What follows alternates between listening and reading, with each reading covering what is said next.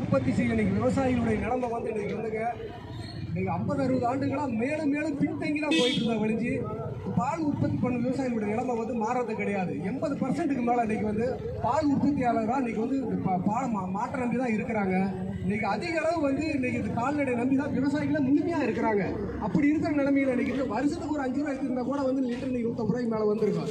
பருத்தி கொண்ட புண்ணாக்கு தவிடு இன்னைக்கு கடுமையான விலையாற்றம் 2 ரூபா 1 ரூபா பால் ஏற்றுறப்ப உடனே பருத்தி கொண்ட புண்ணாக்கு கிலோவுக்கு 4 ரூபா ஏறி இருக்கு. இது தொடர்ந்து நடந்துக்கிட்டு தான் இருக்கு. எங்களுடைய நிலைமையும் நாளுக்கு நாள் வந்து இன்னைக்கு வந்து ரொம்ப பின்தங்கி தான் இருக்குது. தமிழ்நாடு அரசு வந்து பால் கால்நடை வச்சு இன்னைக்கு பால் உற்பத்தி செய்யும் விவசாயிகளோட நிலைமை அறிஞ்சு உடனடியாக அவங்களுக்கு வந்து லிட்டருக்கு 5 ரூபா உயர்த்த சப்சிடி தமிழ்நாடு நாராயணசாமி நாடு ஐயா அவருடைய விவசாய சங்கம் தலைமையில் இன்னைக்கு நடைபெற்ற போராட்டத்தில் வந்து கோரிக்கை வச்சிருக்காங்க. இந்த கோரிக்கை நிறைவேற்றி கொடுக்கணும். மற்றும் வந்து கூட்டுறவு சொசைட்டியில் வந்து பால் உற்பத்தியாளர் கொடுக்க வேண்டியது கறவை மாட்டு கொடுக்க வேண்டிய அந்த கடனை உடனே தள்ளுபடி செய்யணும்னு சொல்லி கோரிக்கை வைக்கிறோம்.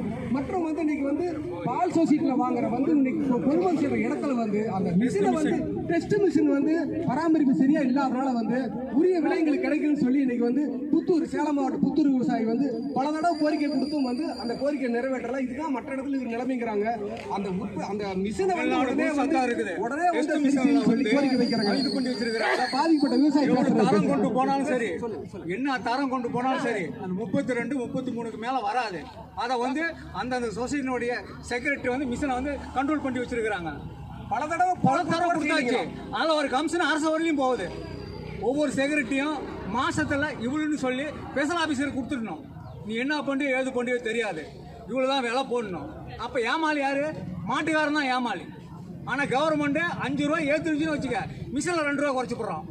அப்போ நமக்கு என்ன லாபம் இருக்குது? பல தடவை புகார் கொடுத்துருக்காங்க. புகார் எடுத்து அந்த மிஷினை வந்து 6-7 மாசம் ஆச்சு. வருஷ கணக்கு பால் சொசைட்டியில் மிஷினை வந்து டெஸ்ட் பண்ணுறதே கிடையாது. 3 மாசத்துக்கு ஒருக்கா அந்த மிஷின் ஸ்பெஷல் ஆஃபீஸர் போட்டு செக் பண்ணணும்ல. எங்களை முன்னாடியே உற்பத்தியாக நம்ம பால் ஊற்றுறோம், நம்ம முன்னாடி ஒரு டெஸ்ட் செக் பண்ணணும்ல. செக் பண்ணுறதே இல்லை. அதாவது ஒருத்தர் உறுப்பினராக இல்லாதப்ப பால் கொண்டு போய் ஊற்றணும்னு வச்சுக்க, 38 ரூபா 39 ரூபா 40 ரூபா வரும். நம்மள ஒரு நம்பரா சேர்த்து நம்ம பேரை மிஷினில் பதிவு பண்ணி விட்டோம்னு வச்சுக்க, இந்த பால் இவ்வளவுதான் சொல்லி பிக்ஸ் பண்ணி விடுறாங்க. அது மாதிரி 32 37 மேலே போகாது. கேட்டா பாரு முன்னாடியே தான் போடுறேன், நீ பார்த்துக்கமாங்க. ஆனால்